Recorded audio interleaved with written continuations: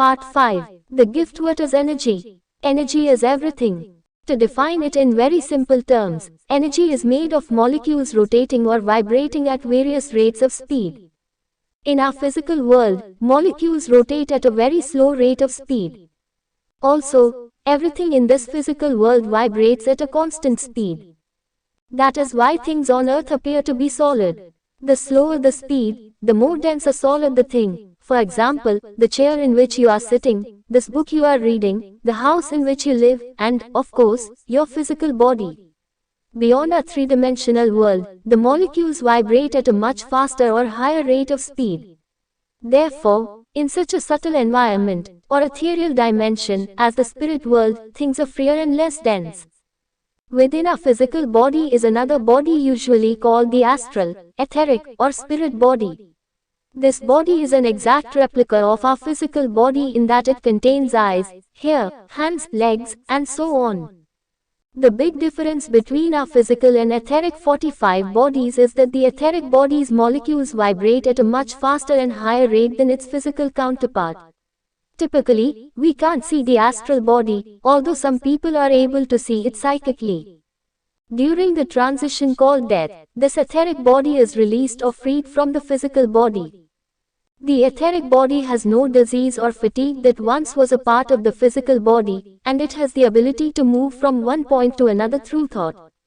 A medium may have a variety of abilities. Those who are able to tune into the faster vibration of the spirit body after death, either in a physical or a mental way, are called sensitives or mediums. As the term suggests, a medium is an individual who is a middleman or mediator, a person who goes between the spiritual and physical worlds.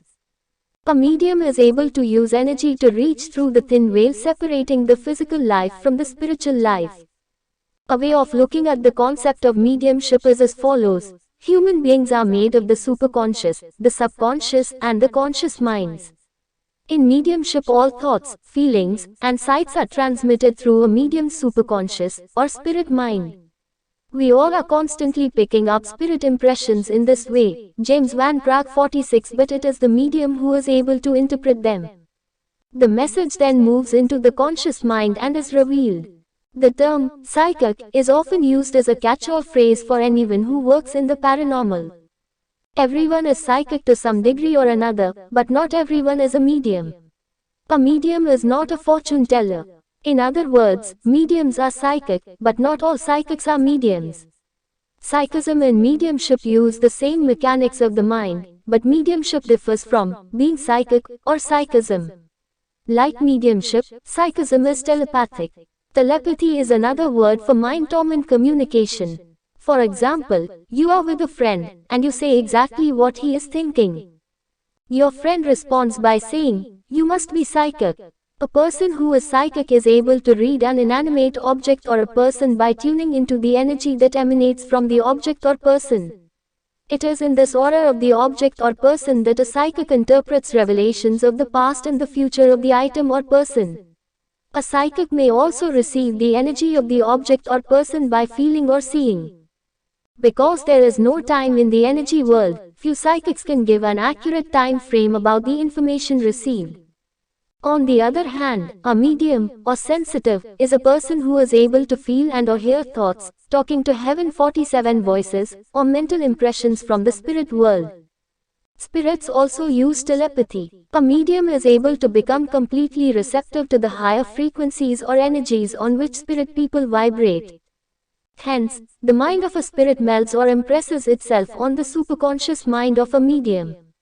From there, the message goes into the conscious mind, and a medium reveals what a spirit is thinking or feeling. Mediumship is much more involved than basic psychism because a medium is opening him/herself to a discarnate energy. In psychism, the information does not come from a discarnate spirit who resides on a higher frequency level. A discarnate uses much of a medium's life energy to send its message. A medium works directly with the spirit, and the two have to be willing to take part in the communication process, otherwise there is no communication.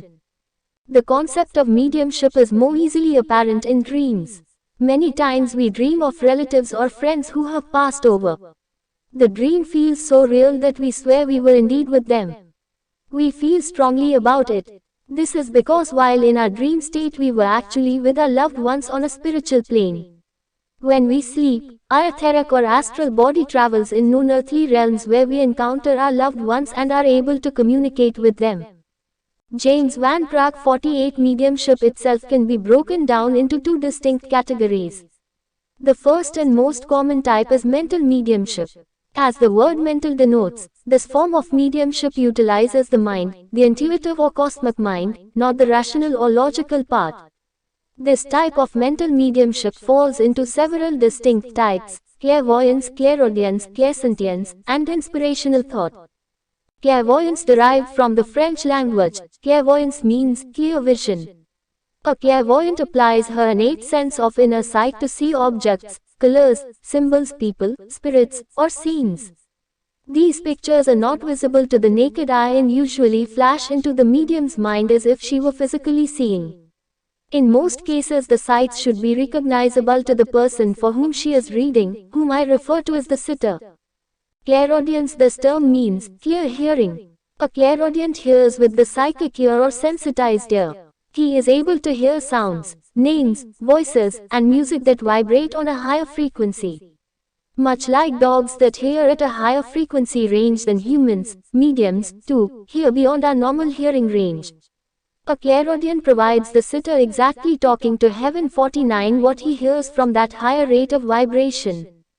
Although he hears the actual spirit voices or whispers with the same inflection the person would have used on the earth, he tells the sitter in his own voice what he is hearing.